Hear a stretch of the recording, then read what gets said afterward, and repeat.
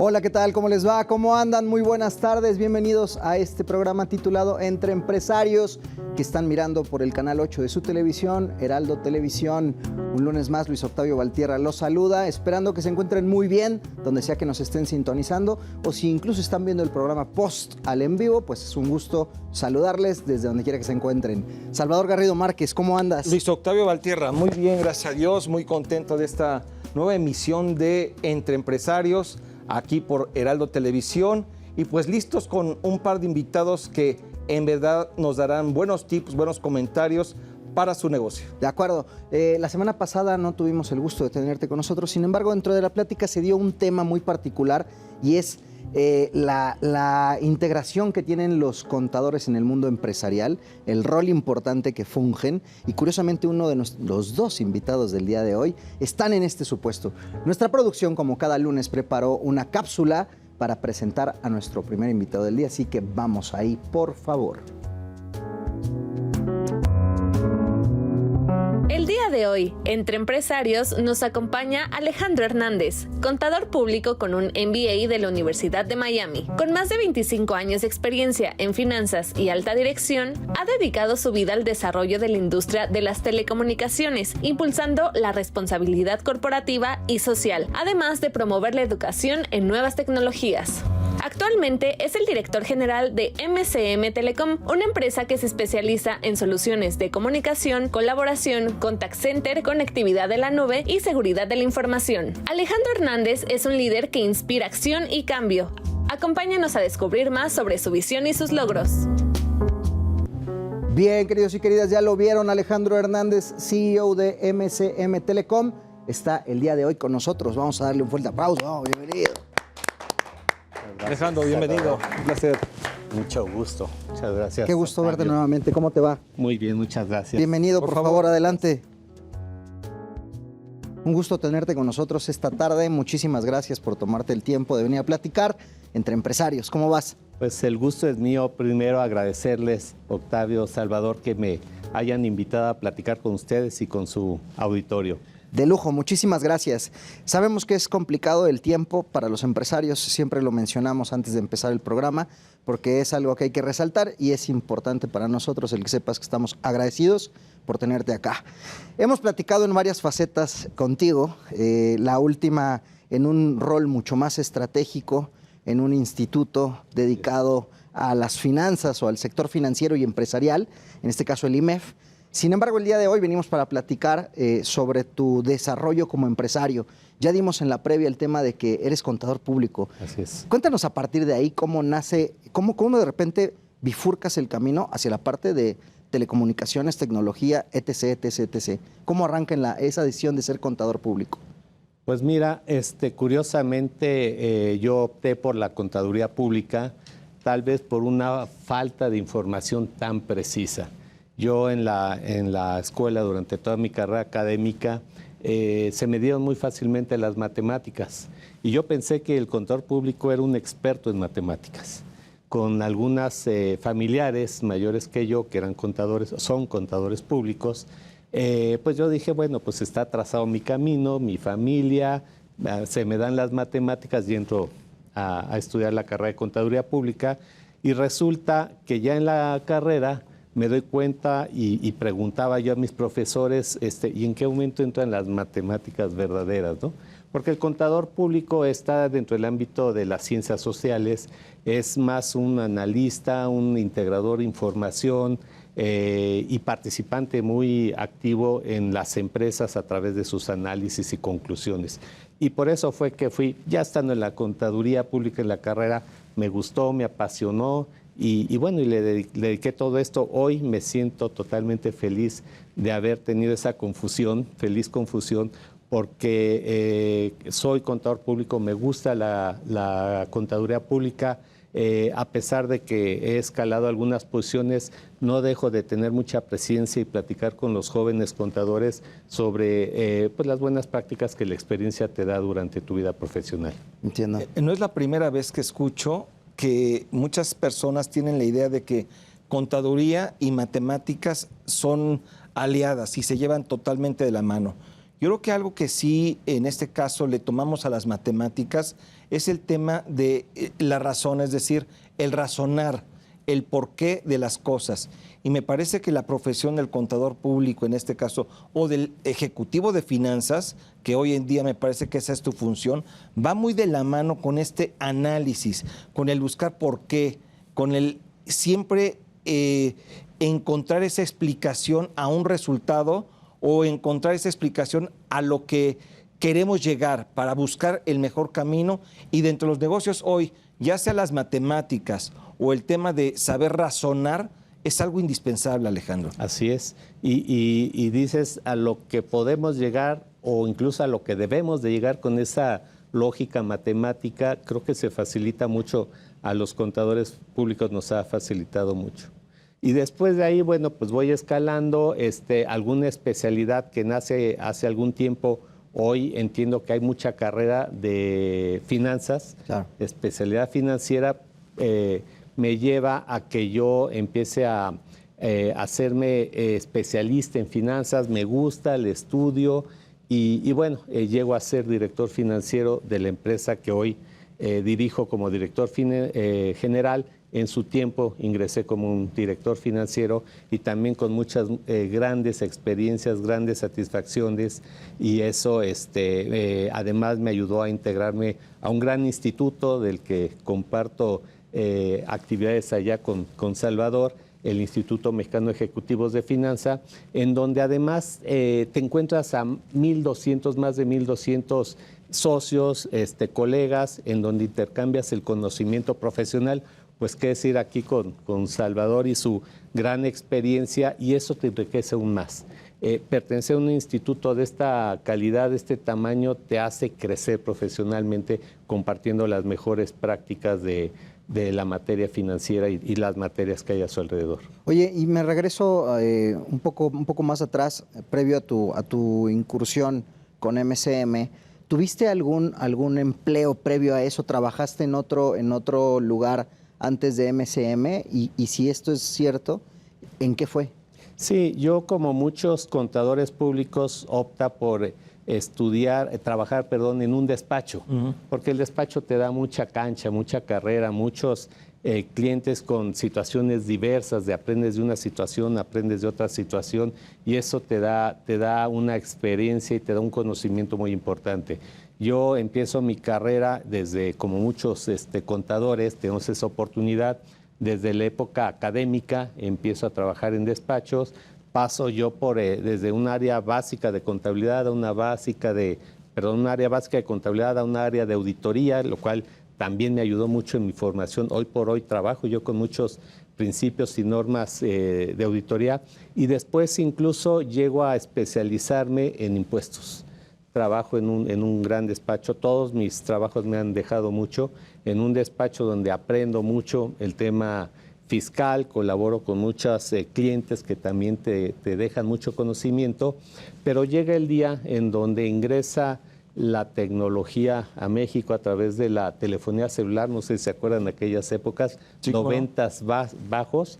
Uno de mis clientes que yo tenía en ese momento resulta concesionado a través de una licitación para entrar con la telefonía celular en el país, en México, en el noreste del país.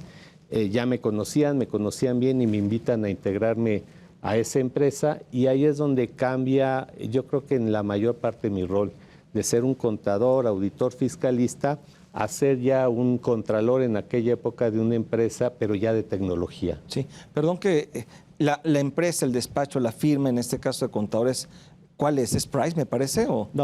No, es un despacho chico, es el grupo ISEF, Instituto Superior de Estudios Fiscales, sí, ¿cómo no? A cargo de Efraín Lechuga, una persona que yo admiro y admiraré por siempre, por toda su historia y toda su capacidad. Una gran trayectoria, claro. Así es, y tuve la oportunidad de trabajar con él en la parte del despacho. Muy bien, muy bien. Y bueno, de ahí pasaste a esta empresa de telecomunicaciones o tecnología, que era en ese entonces. En aquella época Movitel del Noreste, la empresa que ingresa con telefonía celular en el noreste del país. Las autoridades decidieron dividir en 9 regiones el país Movitel estuvo en la región 2 y eso significó que tenía que invertir en toda la tecnología, antenas, torres, en toda la infraestructura de telefonía celular y explotar el servicio de telefonía celular. En aquella época, imagínate que alguien te dijera, ahora vas a poder recibir una llamada en tu teléfono, aunque tú estés moviéndote, caminando, y eso para mí era increíble, ¿no? La verdad, increíble. Y eso fue uno de los factores que me lleva a decir, oye, ¿por qué no entro acá? Aprendo tecnología, conozco una empresa nueva, con inversiones muy importantes, con inversionistas extranjeros. Todo eso fue cosas nuevas para mí y fue lo que me animó a cambiarme de tipo de especialidad de la profesión. A ver, es que hoy día decir sobre telefonía móvil y toda la tecnología implementada, la manera en cómo nos comunicamos hoy, no tiene nada que ver con la temporalidad de la que nos estás hablando, donde si bien había algunos, para nuestra audiencia más joven, si bien había teléfonos móviles en los automóviles, es decir, tú tenías un ladrillo de este tamaño con el que ibas andando y podías recibir y hacer llamadas, no tiene absolutamente nada que ver con lo que seguramente en ese momento te plantearon como proyecto y que te voló la cabeza y dijiste, yo quiero participar. Me hace pensar en lo que hemos platicado muchas veces, Salvador, el tema de la visión y de cómo ir detectando estas oportunidades de negocio conforme también se te van presentando. Y a veces no hay segundas oportunidades. Sí. Tiene muy poco tiempo que estuvo en cartelera a nivel mundial una película que cuenta la historia de una empresa de telefonía celular, que era la que, pues obviamente detonó o hizo el boom de la telefonía celular, que es BlackBerry. En este caso, una empresa canadiense. Y cuenta la historia desde su surgimiento y cómo el teléfono celular, que obviamente ya existía cuando nace esta empresa, pues sí existía, pero bajo el concepto de un teléfono celular, como tú bien lo describes, grandote, poco práctico, con una señal limitada. Y exclusivo para hacer llamadas. Exclusivo para hacer llamadas. Caro. Y cómo esto, sin duda. Exactamente. Y bueno, cómo esto fue cambiando. Y sobre todo en México, no fue de los primeros países, pero sí tuvimos la fortuna de que llegara relativamente rápido. Cuando se traslada toda la tecnología, en este caso, de otros países más desarrollados en cuanto al tema tecnológico a México, pues se adopta aquí rapidísimo. Y esta empresa, me imagino que fue de las pioneras. Sí, en aquella época, les platico, había todavía el tema de telecomunicaciones lo llevaba el gobierno federal a través de una empresa parte del gobierno, Teléfonos de México, que posteriormente se privatiza. Teléfonos de México, al ser del gobierno, le dan la oportunidad de tener su propia empresa de telefonía celular, Telcel, desde siempre, y a esa empresa el gobierno explota todo el país y no en una novena parte como la iniciativa privada. Por cierto, eso fue la apertura de que la iniciativa privada entre al tema de telecomunicaciones en México. Fue por la telefonía celular. Exacto. Y al momento en que se da todo esto, empezamos todos a construir. El reto era poder, porque al ser Telcel, la empresa competidora, la grande, la del gobierno, tenía mayor oportunidad de ganar a los clientes en aquella época. En aquella época tampoco era barato la telefonía celular y solamente gente de nivel medio alto podía pagar una factura de telefonía celular, no sé si se acuerdan. Entonces, lo que nosotros, las empresas, intentamos fue ganarle a Telcel en tu propia región. Claro. Fue el caso de nosotros. Aquí en Ciudad de México estuvo Yusacel en aquella época, y después de Yusacel, nosotros, Movitel del Noreste, fuimos los que entramos al mercado, ganándole algunos meses a Telcel, y eso nos posicionó muy bien. Que la zona noreste es, en este caso, Tamaulipas. Noreste, Sonora y Sinaloa. Ok. Sonora y Sinaloa. Noroeste. Noroeste. Ah, ok, perdón. Dije noreste. Perdón. Yo también entendí noreste. Noroeste. Sí, yo también entendí noreste. Pero, no, okay. pero bueno, obviamente esta situación generó que tú tuvieras muchas experiencias, dificultades y bueno, pues, competir, me imagino, contra otras empresas quizás más poderosas en cuanto a lo que es el tema de capital e inversión, pues no fue fácil. Pero pues... Sí, yo voy aquí como muchas veces sucede en este espacio, querías hacer el aguafiestas, mi querido Alejandro, porque tenemos que hacer una primer pausa en, Claro que sí. en este espacio de nombre Entre Empresarios, que se transmite por el Canal 8 Heraldo Televisión.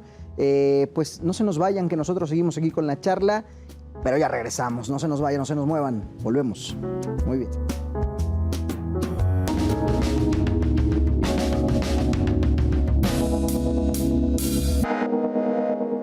Asesórate. Asesórate. Asesórate. Asesórate. Asesórate. Asesórate. Asesórate. Asesórate. Asesórate. Asesórate.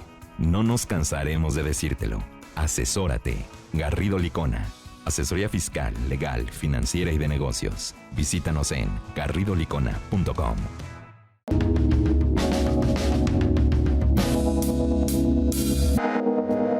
Y bueno, nosotros estábamos, como lo habíamos dicho aquí, en plena charla, casi nos agarran con café en mano. Afortunadamente, nuestra producción es muy fugaz, muy veloz y se llevó todo, así que aquí no hay evidencia de nada. Entre empresarios, queridos y queridas, estamos platicando con Alejandro Hernández, CEO para MCM Telecom, quien nos está contando cómo fue que incursionaste precisamente en MCM en los años 90, mediados de los 90, ¿cierto? Ya para cuando estamos hablando de tu incursión propiamente hablando. Así es. Ok.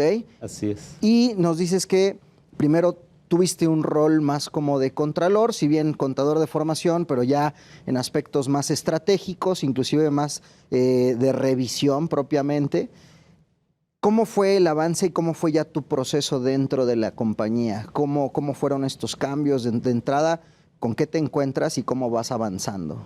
Sí, fíjate que aquella empresa afortunadamente fue muy exitosa, la de telefonía celular, Movitel del Noroeste en aquella época, y se vendió muy rápidamente. Había mucho apetito de empresas grandes, importantes, globales, por empresas de telefonía celular.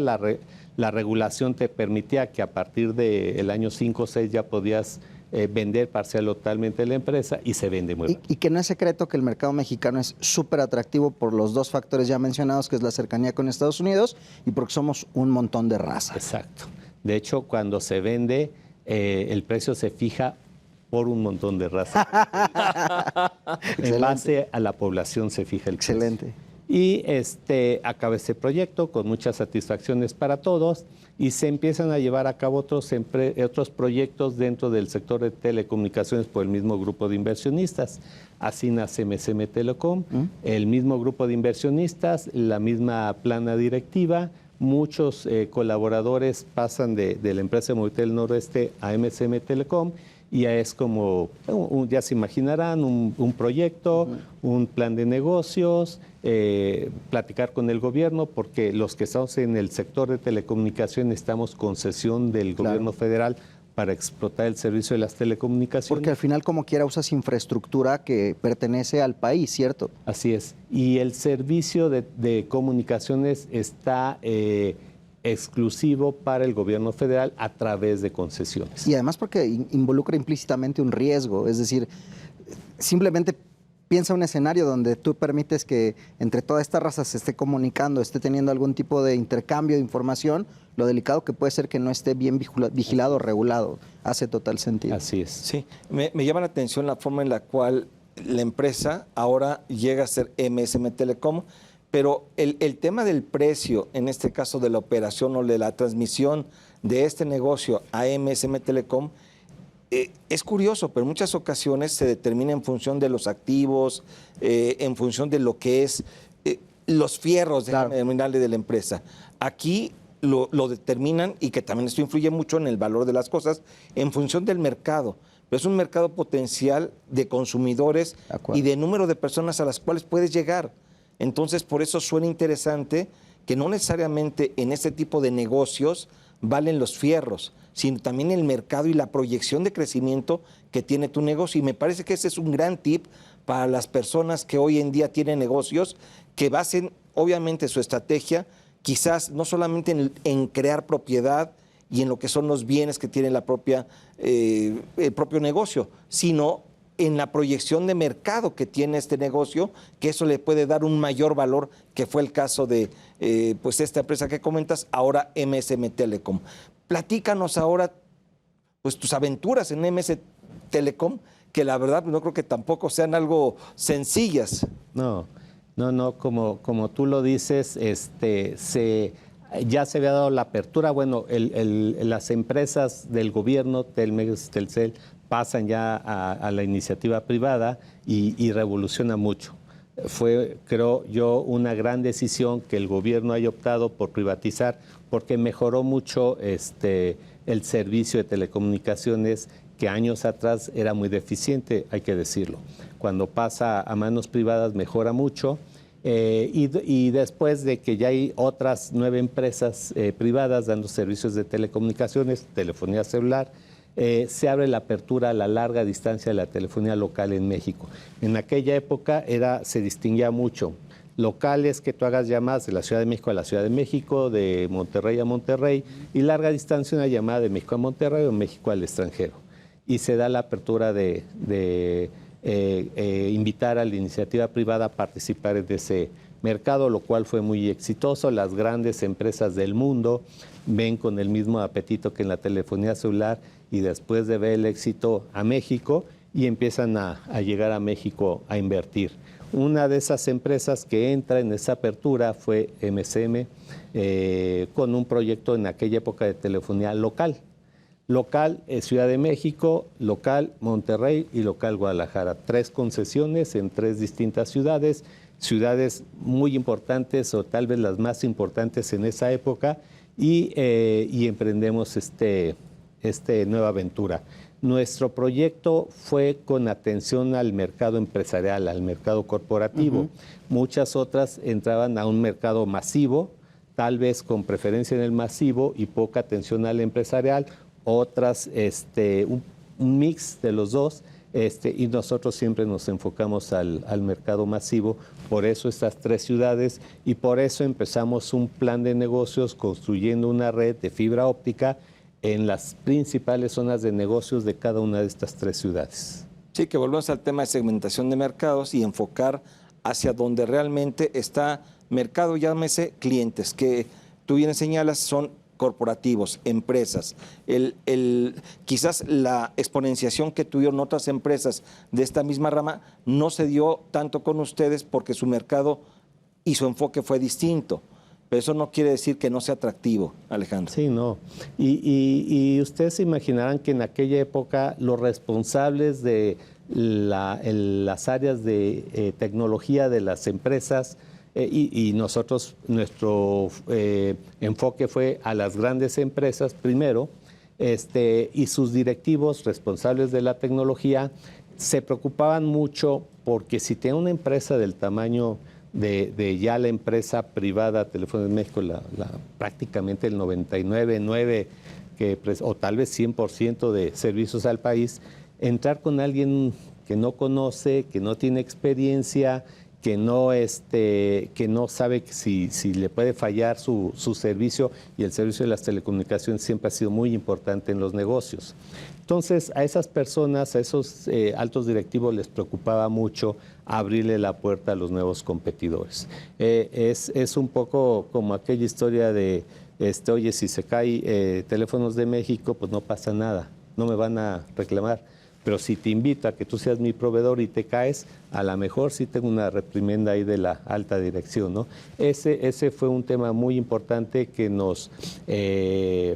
se nos dificultó mucho para ganar mercado. Tuvimos que ganar el primer cliente de gran nombre, y eso te facilitó para obtener un segundo contrato con una empresa y después el tercero, pero el primero fue muy difícil.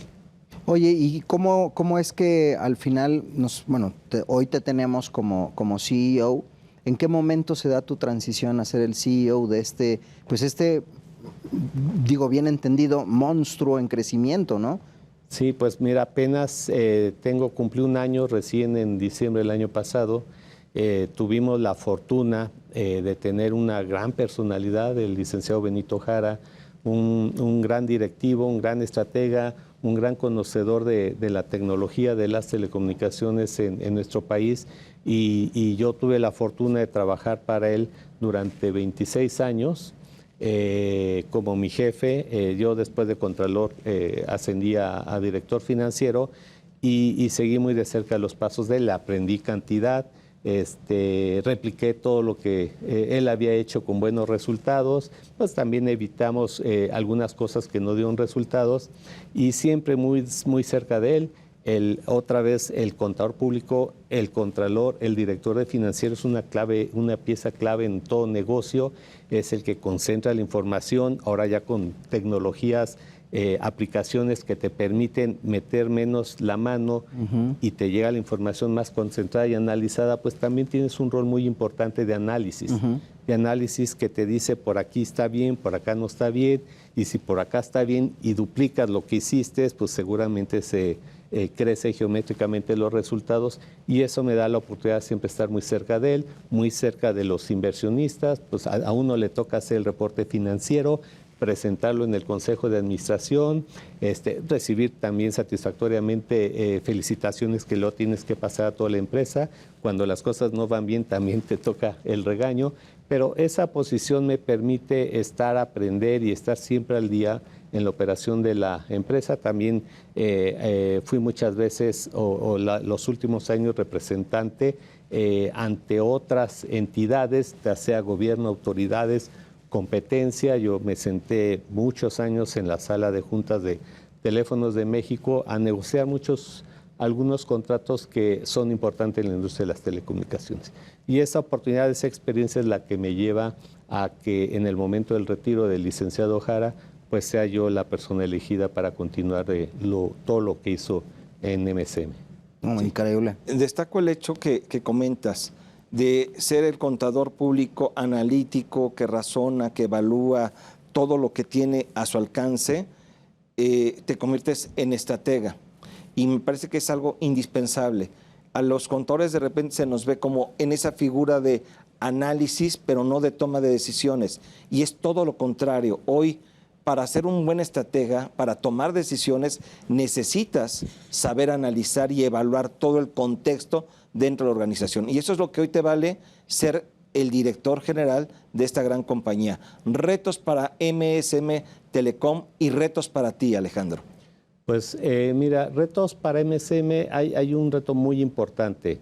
Yo veo una gran auge de nuevas empresas, de una economía bollante en el norte del país. Y me refiero en el norte del país porque es donde yo la he visto. Sin embargo, hay corredores muy importantes como el Bajío, Querétaro, León, Celaya, Aguascalientes, San Luis Potosí, en donde yo veo una gran oportunidad de negocio. Mérida, por ejemplo, es otro lugar donde veo esa oportunidad de negocios. Nosotros tenemos una red de telecomunicaciones, la de MSM, en el norte, que va de Monterrey hasta Saltillo. Que ahí nos hemos visto. Que ahí nos hemos varias encontrado. Ocasiones coincidimos, ya sea en el avión o en el aeropuerto, nos cruzamos. Así es. Y en la fila del taxi alguna vez. Sí, también en la fila del taxi. Y, y el reto más importante que vemos es aprovechar esa gran oportunidad. Están llegando grandes empresas de inversión mexicana, de inversión mixta y de inversión extranjera, que yo veo con grandes oportunidades. Son empresas que han apostado por México para captar el mercado norteamericano y necesitan de una buena empresa de telecomunicaciones, no de una empresa de telecomunicaciones, de una empresa buena de telecomunicaciones por dos cosas, porque son grandes empresas acostumbradas a buenos servicios de telecomunicaciones y porque se necesitan conectar en línea, segundo a segundo, a su corporativo, tal vez en China, tal vez en Europa, incluso Norteamérica, y se necesitan estar conectadas minuto a minuto, también con su cliente, también con su proveedor, y si por ahí está la industria financiera, también con la autoridad. Entonces, la necesidad de un servicio de telecomunicaciones de alto nivel, robusto, que nunca se le caiga, protegido, con ahora los temas de ciberseguridad necesitan estar protegidos, y también en un ambiente en que les permita hacer uso de tecnologías como 5G.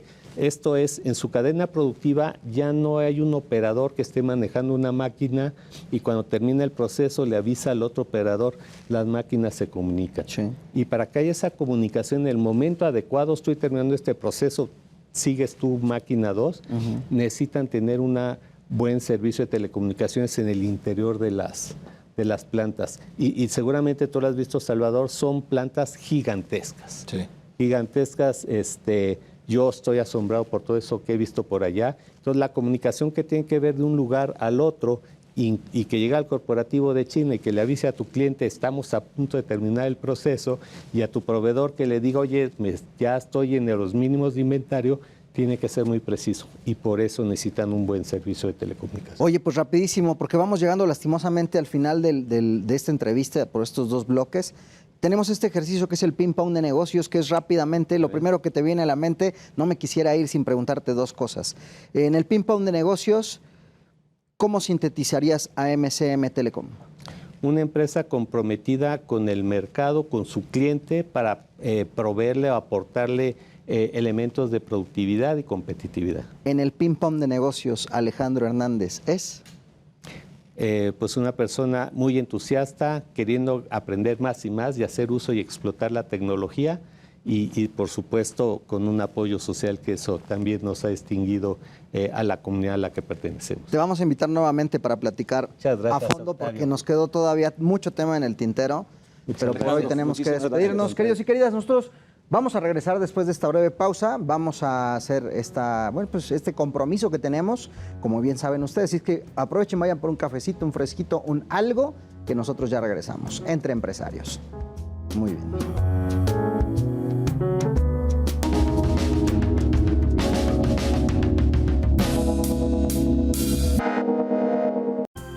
El outsourcing no es indebido y no ha desaparecido. Hoy se le conoce como servicios especializados. Lo que es indebido es que tú o tus proveedores no estén correctamente registrados ante la autoridad y no cumplan con los requisitos establecidos. Esto puede traerte consecuencias fiscales, legales e incluso penales. Evita riesgos innecesarios. Contáctanos. GL Working.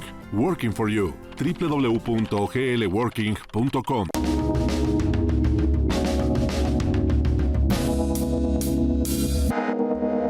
Estamos de vuelta entre empresarios y sin mucho aspaviento, vámonos rápido a la cápsula que prepararon para nuestra siguiente invitada para entrar a la charla con ella. Vamos ahí, por favor. El día de hoy, entre empresarios, contaremos con la presencia de Zoe Gómez, socia directora de GL Working. Cuenta con más de 25 años de experiencia en firmas internacionales de contadores públicos y se ha especializado en áreas cruciales como capital humano, seguridad social, Infonavit y contribuciones locales estatales. Acompáñanos a descubrir la visión de nuestra invitada. Ya la conocen, queridos y queridas, Zoe Gómez is in the house, entre empresarios, socia directora de GL Working. ¿Cómo estás, mi querida Zoe? Qué gusto Mucho, muy tenerte. bien. Hola, Octavio. Zoe. Sal, un placer andar por aquí otra vez. Muchísimas gracias. Hoy con una recepción diferente porque, bueno, el formato nos lo permitió, nos permitimos estas libertades, junto con por supuesto, la producción, que es quien nos da ese cue. Mi querido Salvador. Sí, y sobre todo porque hoy está de moda y es muy importante el tema a tratar con Zoe. Yo me quiero jubilar y por ende me quiero pensionar. Y por eso hablar de pensiones hoy ante una iniciativa que recientemente presentó el Ejecutivo y que está siendo objeto de discusión en las cámaras, en el Congreso, pues es tema polémico y del día. Que además me voy a permitir aquí hacerle el comercial a mi querida Zoe. Hace poquito lo hicimos en el radio, el programa. Bajamos sin duda a temas de pensiones y bueno, no te quiero contar de dónde salieron fans, el teléfono no le dejaba de sonar, mensajes, oye, ayúdame, asesórame, por dónde me voy. Entonces hoy retomamos ese tema, mi querida Zoe. Muchísimas gracias. A ver, hablar de pensiones es hablar justamente de ti mismo, de cómo te ves, de tu yo de viejito, hacia dónde va y cómo quieres vivir. Pues del viejito ya. Es que tú eres ley 73, no es para ti esta iniciativa. Hay que reconocer que hoy el sistema de pensiones que tenemos en función de este año que fue modificado en 1997, todo el esquema, pues hace falta, Zoe. Y me parece que si lo dejamos ahí, me parece que no va a dar. Por eso es que esta reforma es importante, pero también no sé si tenga de fondo una cobertura y si pueda ser posible llevarla a cabo. El gran tema de fondo es ese, Sal, y justamente lo estás tocando bien. ¿Con cuánto cotizas? Hoy, y voy a tomar ese hilo, el Seguro Social tiene a tu disposición su plataforma de IMSS Digital, donde puedes ver cuánto cotizas y con quién cotizas diario. Es decir, cuánto es tu salario y cuántos días vas cotizando. Creo que es tiempo que nos involucremos todos con nuestro yo del futuro para saber a qué número queremos llegar. Hoy la verdad es que la densidad de cotización es muy poca, a pesar de que los mexicanos trabajamos muchas semanas de cotización, que así se mide el IMSS en semanas, el año tiene 52 semanas. ¿Y cuántas semanas o cuántos años trabajas? Cuando fue el primer cambio de esta nueva ley, nos mandó de 500 a 1,250 semanas de cotización y nos escandalizamos. ¿Cómo vamos a llegar a 25 años? Hoy ya los traspasamos. Y hoy todavía no hay fondos suficientes, no hay reservas suficientes en tu cuenta de pensiones que te permitan hacer un fondeo que te lleve a más de una pensión mínima garantizada, o sea, 7,000 pesos. Que ese es el problema, justo.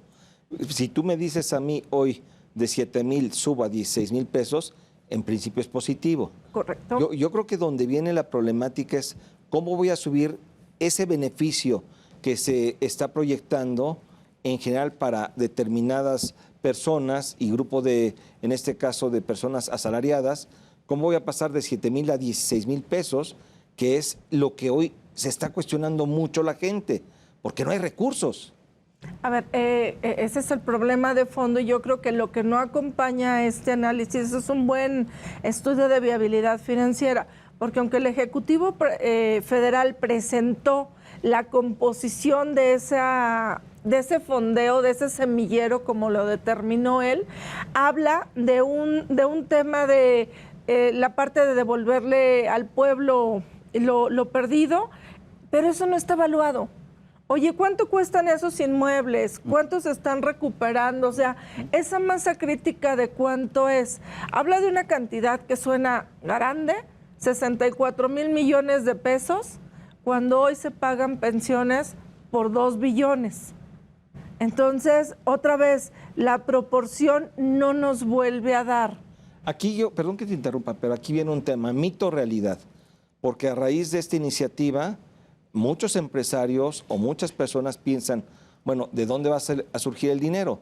La pregunta es, ¿esto nos lleva a que el sector empresarial, los patrones, tengan que absorber este costo de pensiones de alguna u otra manera? ¿En la iniciativa está previsto que este costo se le va a repercutir al patrón, al empresario? Hoy no. Hoy no de forma directa, es decir, no representa un incremento en las cuotas obrero-patronales, específicamente en las ramas de cesantía en edad avanzada y vejez. No significa eso. Tampoco hay una aportación del trabajador, que eso sería ideal para que aprendamos financieramente ese hábito.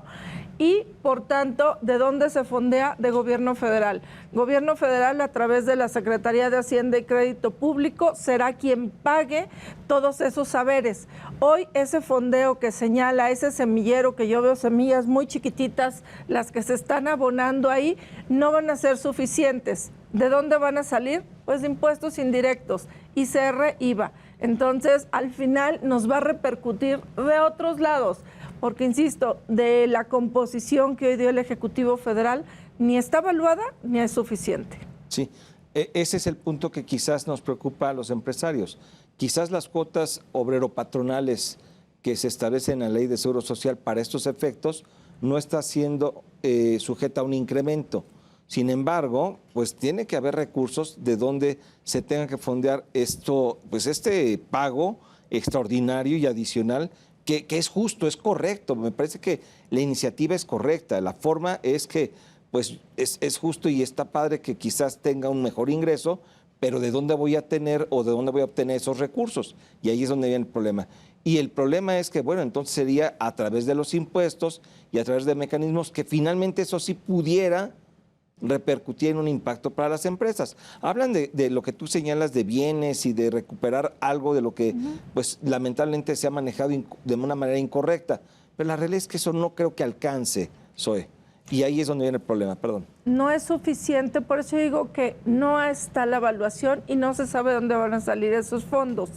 Ahora, La parte que sería injusta, y hablando de esos 16,777 pesos como máximo, es que si yo soy una persona que sí ha tenido cotizaciones altas, por ahí de los 40, 50 mil pesos durante toda mi vida activa laboral, perdóname, debería yo de acceder a una pensión de 50, 60 mil pesos, y ahí me la chaparran. O sea, en otras palabras, el tope va a ser los 16,000. Correcto.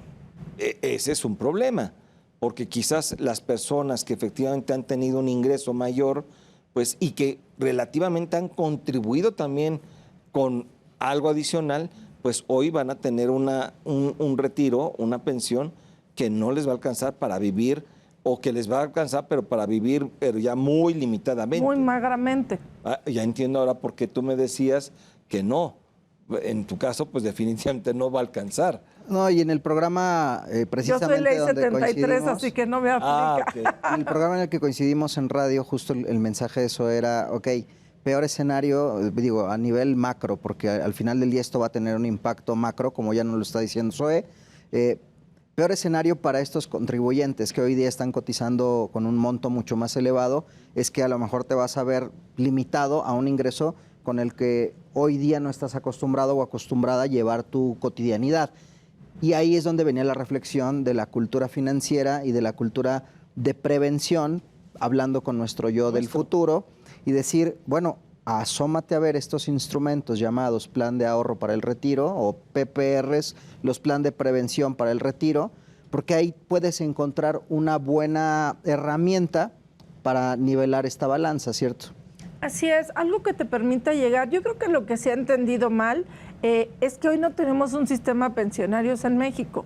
Tenemos un sistema de ahorro para el retiro. Cuando aquel SAR, que muchos nos acordaremos, yo creo que ese fue el mejor nombre que se le dio a esto. Es que es lo que es. Es lo que tenemos, un sistema de ahorro para el retiro. No es un sistema de pensión completo que nos lleve justamente a esa piramidación de ingresos, que nos lleven a un nivel que te permita continuar en la vida activa. La otra es que seguimos pensando, aunque hoy esos entre los 7,000 y los 17,000 a números redondos, la diferencia son 5 años, 60 o 65. Oye, pero ¿cuánto es la expectativa de vida? 81, 84. Y eso, yo quiero más. Midiéndolo aproximado. ¿Qué sistema pensionario, qué sistema de retiro soporta 20 años de pago consecutivo? No lo hay. Y hay reformas que vienen a integrar adultos mayores, que a mí me parecen extraordinarias, a las plantillas laborales. Oye, con una base de esto, seguro no los van a proyectar, los van a catapultar. Porque, oye, ¿cómo llegas a ese sistema con 7,000 pesos y todos 25 años por delante por vivir? Es imposible. No, y justo, bueno, lo decíamos, bueno, lo decía Salvador un poco sarcásticamente, lo de por lo menos los 80 años. La realidad es que hoy día la expectativa va increciendo y hay ya una metodología científica para que el ser humano del mañana rebase la barrera de los 100 años. Entonces, ahí te encargo, o sea, no son palabras menores. Ahora, antes de que nos venga el tiempo encima, y la conversación en varios foros parte de, bueno, estos son hoy día iniciativas, son propuestas, y sobre esas bases, ¿le ves pies y cabeza a esta en lo particular? A ver, esta iniciativa es muy buena para la mayoría de la población. ¿Por qué? Porque toda esta ley 97 no tiene densidades ni cantidades importantes en su cotización.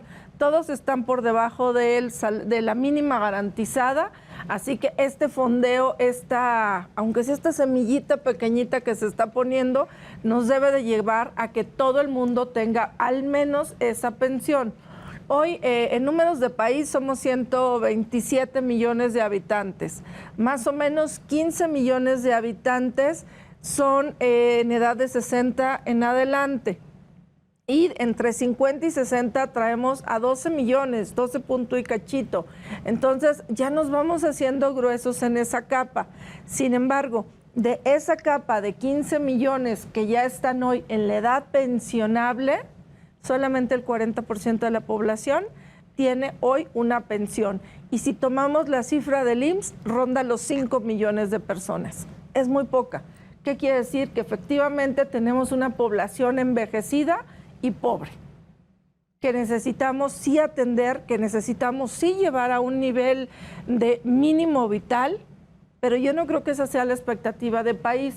Creo que necesitamos una reforma estructural diferente, que se fonde diferente para alcanzar máximos altos y no pensar que tiene que ser una obligación de gobierno federal, que dicho sea de paso, no sale de la nada, sale de todos los impuestos de los que hoy ya contribuimos. Still, aún así, ¿le ves pies y cabeza? Porque no me contestaste. ¿Crees que Yo pase? creo que sí va a pasar por la temporalidad que tenemos a nivel país. Finalmente, todos los pensionables son votantes, contantes y sonantes. Qué dato curioso, este año va a ser el año que tenemos más población activa votando. Somos alrededor de 97 millones de votantes. Sí, yo también creo lo mismo. Definitivamente coincido en que sí es importante atacar este problema de fondo. Es bueno que se esté tomando, pero debemos de cuidar, déjame terminarle en palabras muy comunes, como decían en mi pueblo, en Zacatlán de las Manzanas. Vamos todavía a Zacatlán. No matemos a la gallina de los huevos de oro. Correcto. Y me parece que hoy, si bien es cierto, hay una expectativa de crecimiento, de recuperación, pues no podemos vaciar las arcas en este momento, sino que debemos de hacerlo paulatinamente y de manera estratégica. Me parece que está faltando ese tema. Y finalmente la situación aquí que estamos viviendo es que el impacto económico va a recaer tarde o temprano en las empresas. Y a eso me refiero con sangrar a la gallina de oro. Bueno, pues querida Zoé, muchísimas gracias nuevamente. Un placer, siempre un gusto. Salvador Garrido Márquez. Un placer, Luis Octavio. Queridos y queridas, nosotros nos vemos la próxima semana, lunes, igual, mismo espacio, misma hora, mismo canal, que es Canal 8, que significa Heraldo Televisión. ¿Quién soy yo? Luis Octavio Valtierra, les mando un cordial abrazo, un beso, chao, buenas tardes, buen provecho, buen café, buen todo. Nos vemos la próxima semana. Adiós.